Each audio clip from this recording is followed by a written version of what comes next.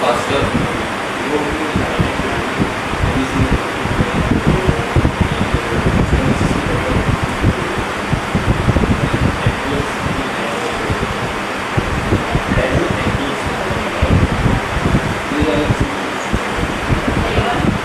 The one which loads very fast. And load fast. And it will be site optimized. Yes. ये तो full हो गया. has to have a better UI. The aesthetics of the site have to be better. Design. That is responsive. That is a lot more responsive होनी चाहिए अलग चीज़ है. ये क्या मतलब अच्छी थी ये क्या क्या इंक्लूड होनी चाहिए. According to me and जैसे सबके हिसाब से UI आपने बोला UI अच्छी होनी चाहिए यानी इवेंट भी अच्छी होनी चाहिए. टीम डेवलपमेंट जो आप लोड यूज़ कर रहे हैं ऑप्टिमाइज होगा तभी आपका साइट लोड फास्ट होगा. तो लोड एंड फंक्शन प्रॉपर होने चाहिए. एंड लास्ट थिंग डॉक्यूमेंटेशन सही होनी चाहिए, प्रॉपर होने चाहिए, प्रॉपर एक्सप्लेन होनी चाहिए. तो होने चाहिए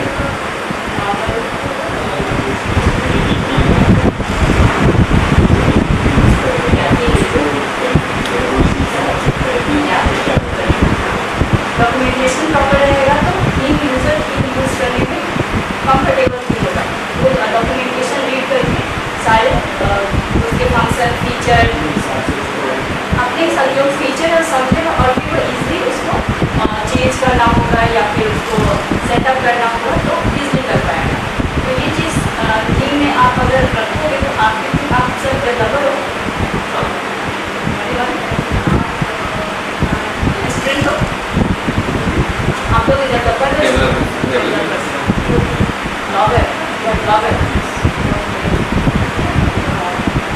तो टीम में ये चीज़ तीन चीज़ होनी चाहिए ताकि आपके यूज़र अच्छे से टीम यूज कर सके. आपके टीम यूजर टीम अच्छी होनी चाहिए. तो ये तीन चीज़ अगर टीम में है तो टीम को गुड क्वालिटी गुड टीम अच्छी टीम बोलेंगे तो लुक एंड फील सब्जेक्टिव है.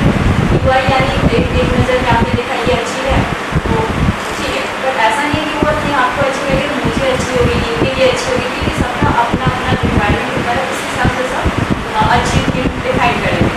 तो इसको इस टॉपिक को नहीं छोड़कर मैं अपने नेक्स्ट कोड एंड फंक्शन पर जाती हूँ. आप जब टीम डेवलप करोगे तो उसमें क्या होनी चाहिए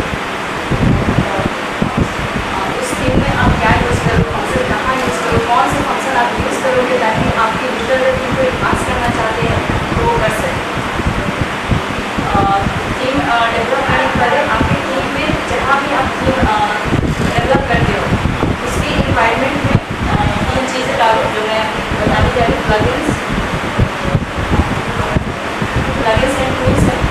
अगर आप अपने टीम डेवलप इन्वायरमेंट में डालते हो यूज़ करते हो तो ये आपके डेवलप के साथ ही आपका टीम टेस्ट करके जाएगा और जो भी एरर एंड वार्निंग नोटिस जो भी आते हैं आपको दिखेगा और आप डेवलप टाइम में फिक्स कर दोगे. जैसे debug menu bar debugging information देता है. एडमिन बार में ऊपर में नंबर दिखाएगा कि इसको से इतने हैं माइलस्टोन के इतने एरर आपके टीम में है. Next log dedicated notices. Log dedicated notices WordPress के जो डिफ़ॉल्ट फंक्शन होते हैं वो अगर आप अपने टीम में डुप्लिकेटेड यूज़ किए तो वो दिखाएगा कि आपके टीम में ये डुप्लिकेटेड फंक्शन यूज हुए और ये लाइन नंबर के साथ दिखाता है. तो आप इससे फाइंड कर सकते हैं. एंड हर मॉन्स्टर विजिट नाम से मॉन्स्टर लग रहा है क्या हो रहा है तो मॉन्स्टर विजिट ये मॉन्स्टर विजिट की जब भी आप ये प्लगइन एक्टिव करोगे एक साथ ही ऑडियो विजिट एक सिंगल विजिट में आ जाएगा. और ये सारे वर्डप्रेस के डिफ़ॉल्ट विजिट रहते हैं. आपको पैकेट में जाके एक एक करके विजिट नहीं डालना पड़ेंगे. आप अगर एक एक करके विजिट डाल के टेस्ट करना करोगे तो 5-6 डालोगे ऑडियो तो कभी नहीं डाल सकते हो टेस्ट करने के लिए. तो आपके विजिट डिज़ाइन टेस्ट के लिए ये आप मॉन्स्टर विजिट डालो आपके विजिट आपका विजिट जो है वो क्या सपोर्ट करता है और क्या नहीं, क्योंकि यूज़र जो है हर तरह का विजिट यूज़ करेगा, तो आपके थीम में सारे विजिट डिफ़ॉल्ट जो होते हैं वो सपोर्टेड होने चाहिए, तो उसके लिए ये काफ़ी इम्पोर्टेंट है। एंड नेक्स्ट है थीम यूनिट टेस्ट डेटा। ये टेस्ट डेटा है व्हाट इज थीम, या फिर कोई भी आप थीम बना रहे हो, क्लाइंट के लिए बना रहे हो, किसी के लिए, तो डेटा चाहिए होता है टेस्ट के लिए, क्योंकि आप जो फॉर्मेट बनाए हो, आप जो ये हो डिज़ाइन, वो आपके थीम में सपोर्ट हो रहा है कि नहीं। आपने थीम बना के दे दिया, डेटा आपके पास क्लाइंट ने दिया नहीं है, हाँ नहीं डेटा आपके पास, आपके एंड से तो डन हो गया, पर डेटा नहीं तो आप डिज़ाइन नहीं टेस्ट कर सकते हो, तो इसलिए ये डेटा आप डालो। इसमें वर्डप्रेस के सारे डिफ़ॉल्ट फॉर्मेट रहते हैं, जैसे gallery, single column gallery, multi column, video, audio, video के हर तरह के होते हैं, तो उस डेटा में सारे फॉर्मेट, तो ये यूज़ करोगे तो आपको समझेगा आपके डिज़ाइन में कि फ्रंट एंड में डिज़ाइन क्या ओपन है, क्या करेक्ट फॉर्मेट के लिए लिखा है। और ये जो मैंने प्लगइन्स बोली, इसके लिए कंफिग फाइल में डिबग वर्डप्रेस wp_debug थ्रू होने चाहिए, डिफ़ॉल्ट की फॉल्स रहते हैं, तो ये सब अगर अपने डेवलपमेंट रिक्वायरमेंट में डालोगे तो डेवलप टाइम में ही ये एरर नोटिस दिखाएंगे, तो आप उसी टाइम में फिक्स करोगे इजीली, तो फाइनल जब आपका थीम रेडी होगा तो आपको वार्निंग नोटिस कम दिखेंगे। कोड पर आते हैं, कोड में ये कुछ बेसिक है, ये होने ही चाहिए, जैसे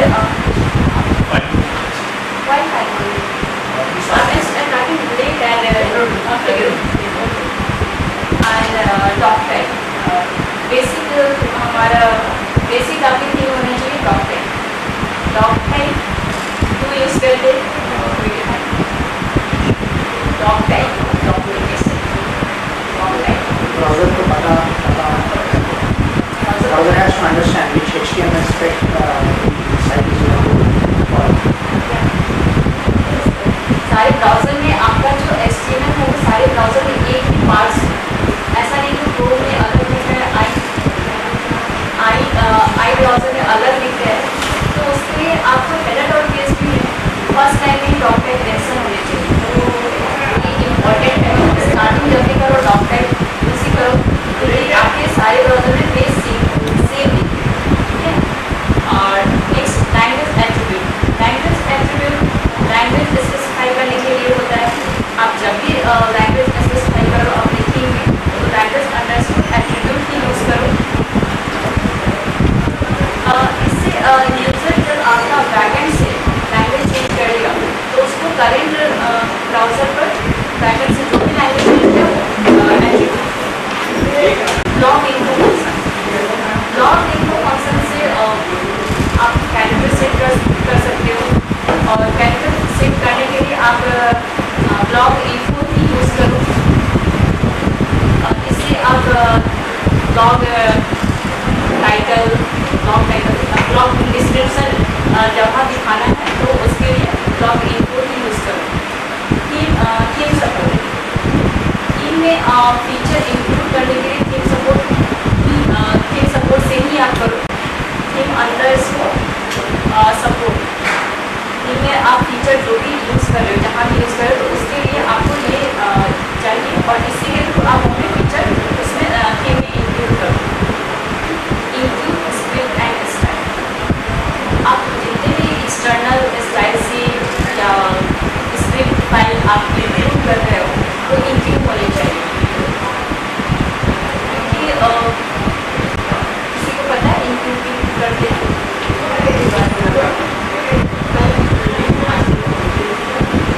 I can't explain. It has a proper sequence. It loads in the proper. We have wp_head function, wp_head and wp_float. So using wp script, it has multiple arguments. I think the fourth argument you can say if you want to include that particular script either in the head or in the foot. Apart from that, you can also define dependencies. You can pass an array. I think the third argument. You can pass an array of other scripts. Can define the dependency, so that you can say, let's say we have three scripts A, B, and C. You can say that my C script has a dependency of A and B, so that it loads A, B, and then C.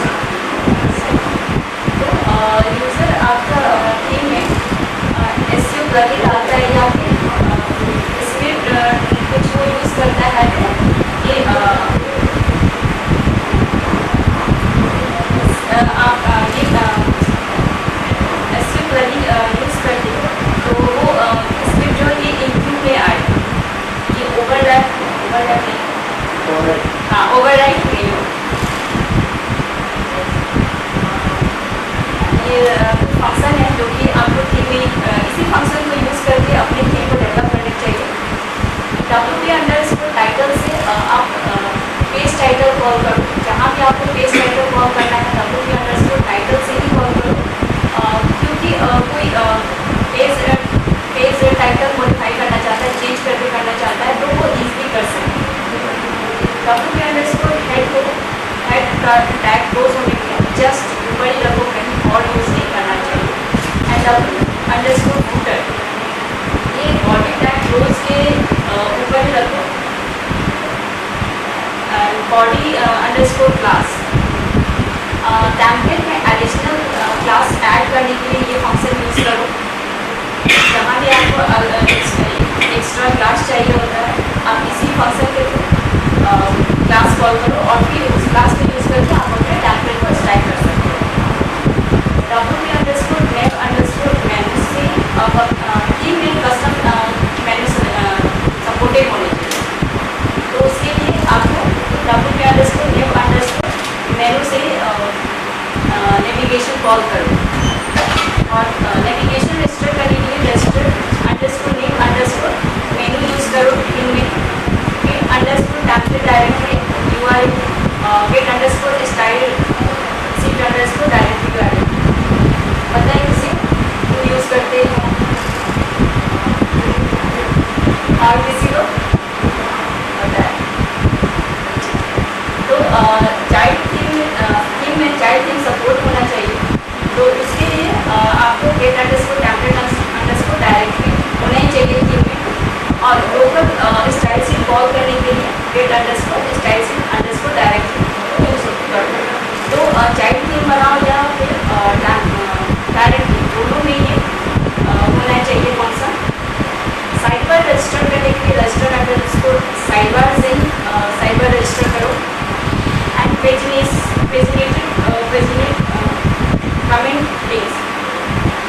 Comment post पर ज़्यादा है तो उसको भी आप pagination दे सकते हो, तो उसके लिए ये फंक्शन यूज़ करो। WP_list कमेंट्स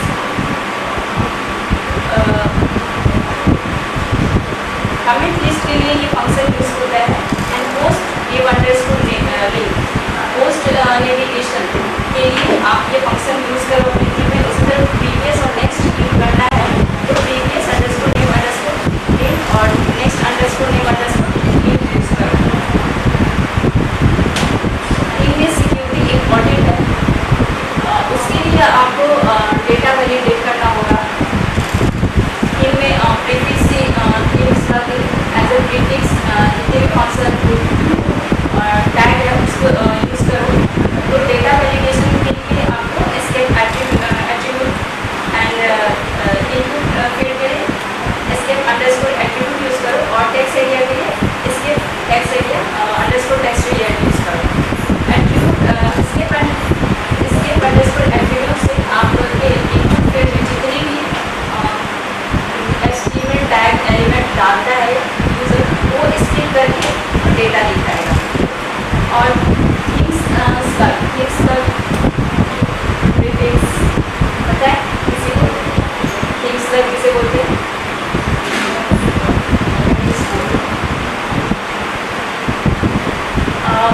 थिंग्स जो थीम का नेम होता है उसी को थिंग्स में लेते हैं। जैसे थीम का नेम है निशा सिंह, तो आप थिंग्स में या तो निशा सिंह लोगे या फिर निशा डैश सिंह लोगे, तो वो प्रीफिक्स में यूज़ करोगे। जितने भी आपके फंक्शन ग्रुप टैग है उसमें थीम में मल्टी लैंग्वेज का सपोर्ट होनी चाहिए, क्योंकि थीम यूज़र कोई भी लैंग्वेज में कन्वर्ट करके आपका थीम यूज़ करे, उसके लिए आपके लैंग्वेज फोल्डर में डेमो फाइल होने चाहिए, क्योंकि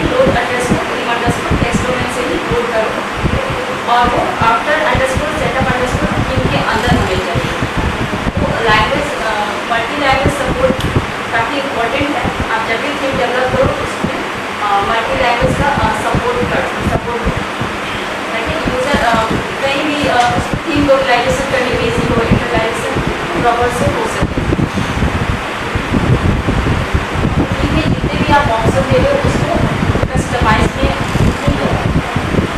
इसका बेसिक रीज़न ये है कि यूज़र एक ही जगह सारे ऑप्शन चेंज करके रिफ्लेक्ट करते हुए देख सके।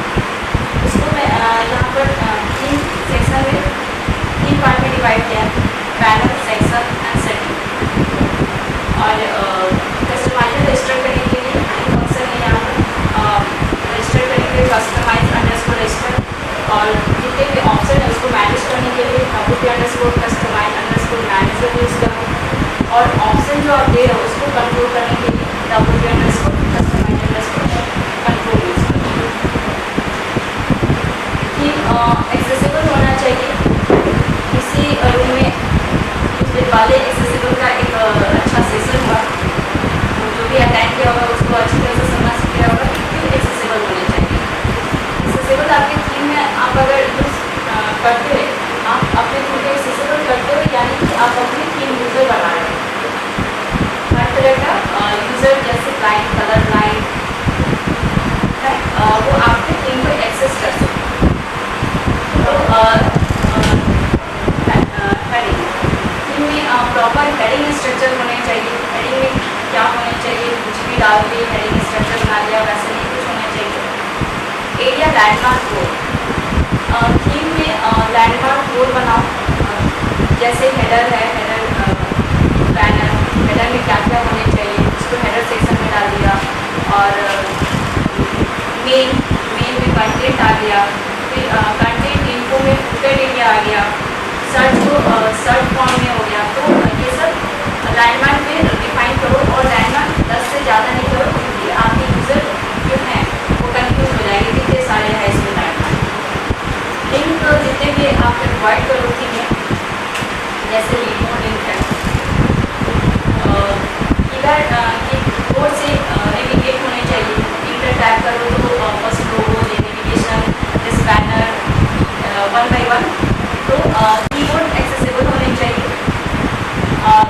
कंट्रास्ट में, यानी कि आपका जो बैकग्राउंड कलर है और फोरग्राउंड कलर है वो बिल्कुल कंट्रास्ट, जैसे पीछे में बैकग्राउंड इमेज दे दिया, और रीडेबल होने चाहिए। फॉर्म आप बना रहे हो तो उसमें लेबल, एंकर, एट्रीब्यूट डालो, इमेजेस को नीचे डालो, और मीडिया जो क्लास सेशन में आई थिंक हमें सबने अच्छे से अगर समझा होगा तो उतनी ज़्यादा एक्सप्लेन करने की जरूरत नहीं है। और इसके बारे में अगर और कुछ जानना है तो यहाँ पर मैंने लिंक दिया है, आप वहाँ से डिटेल जा सकते हो। तो मैंने स्टार्टिंग में बोला था कि 3 चीज़ें होनी चाहिए हमारे, एक look and feel, UI, second code and function. मैंने नहीं बताया फंक्शन, कुछ एक ही बताया जो मेन मुझे लगे। आपको डिटेल जाना है तो आपको कॉलेज पर सारा मिल जाएगा। जो फंक्शन जहाँ यूज़ होना चाहिए उसी जगह यूज़ करो, कहीं फंक्शन कॉल करेंगे तो कहीं हो जाएगा, पर जहाँ उसका बनाया गया है कि WP_head जस्ट टैग ऊपर होना चाहिए। तो सारे फंक्शन प्रॉपर से अपने थीम में डालो ताकि थीम आपका बहुत फास्ट हो। एंड थीम डॉक्यूमेंटेशन इम्पॉर्टेंट है। थीम में आप फीचर इंक्लूड, बहुत सारे फीचर इंक्लूड कर दिए, पर उसमें डॉक्यूमेंटेशन आपने प्रॉपर नहीं किया तो थीम यूज़र को नहीं समझेगा, एरिया और थीम को समझा नहीं तो आपकी थीम वेस्ट होगी। तो थीम यूज़र के लिए आप प्रॉपर डॉक्यूमेंटेशन करो, थीम में जो भी फीचर इंक्लूड किए हो, जो भी आप बनाए हैं वो डॉक्यूमेंटेशन प्रॉपर से करो ताकि थीम यूज़र इजीली आपके थीम के ऑप्शन सेटअप करके रन कर सके। उसे एक और डेवलपर हायर ना करना पड़े आपके थीम ऑप्शन सेट करने के लिए। तो इसलिए इजी वे से आप अपनी डॉक्यूमेंटेशन में सारी मेंशन करो, और थीम को एक्सेसिबल बनाओ, हर तरह के यूज़र आपकी थीम को यूज़ कर सकें। और वर्डप्रेस से रिलेटेड कोई भी आपको क्वेश्चन है तो आप स्लैक पर जाके क्वेश्चन कर सकते हो। आपको ½ आवर 1 आवर के अंदर आपको ऐसे मिल जाएगा। तो ये मेरा आपके लिए है कि जो भी आप थीम बनाओ ये सारे पॉइंट को अपने दिमाग में रखो, अपने इन्वायरमेंट को सेट करो।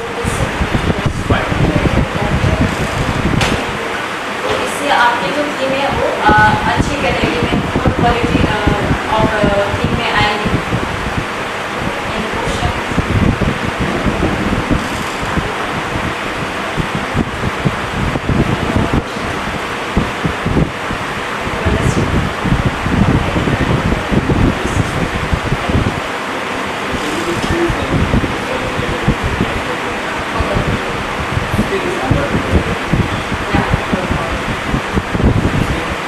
You get some basic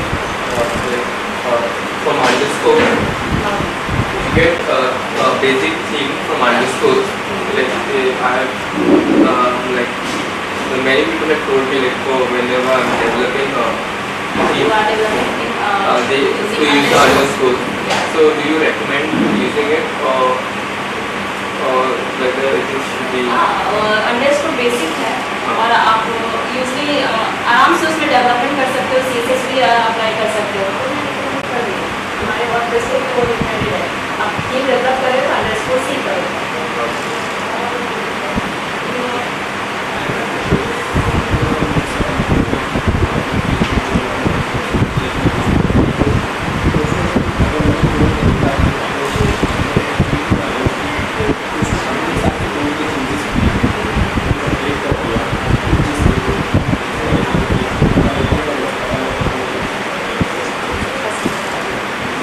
आप अपने सिस्टम पर डाउनलोड किए, अपने प्रोफाइल पर सेटअप किए, नोटिफिकेशन किए, फिर रन किए।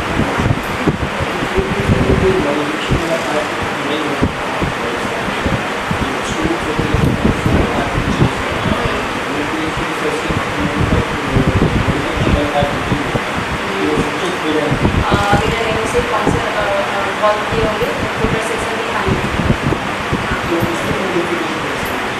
इसके क्लासेस पकड़ के आपको CSS करना होंगे। CSS आपको मतलब स्टाइल भी चेंज करना रहता है या फंक्शन इंक्लूड करना रहता है? इन्हांस करना है, फंक्शन इन्हांस करना है। तो इसमें आप फंक्शन को यूज नहीं करोगे, जो भी आपको सेक्शन डालना है। कोडिंग आप समझते हो, कोडिंग आपको आपको कोडेस पर मिल जाएगा, वहाँ सेक्शन है डेवलपर के लिए, प्लगइन अगर डेवलप कर रहे हैं क्या कर रहे हैं, इसलिए कोडेस पर आप जाओ सर्च करो और जो भी आपको फीचर इंक्लूड करना है, फंक्शन सबके रहते हैं। और आप स्लैक पर जाओ, आप वहाँ क्वेश्चन करो मुझे ये फीचर इंक्लूड करना है, इसके लिए आप मुझे लिंक दो में कैसे इंक्लूड करें। वो लिंक मोस्टली लिंक प्रोवाइड करेंगे। अगर लिंक आपको नहीं समझा, आप फिर से क्वेश्चन करो, आपको वो डिस्क्राइब कर देंगे।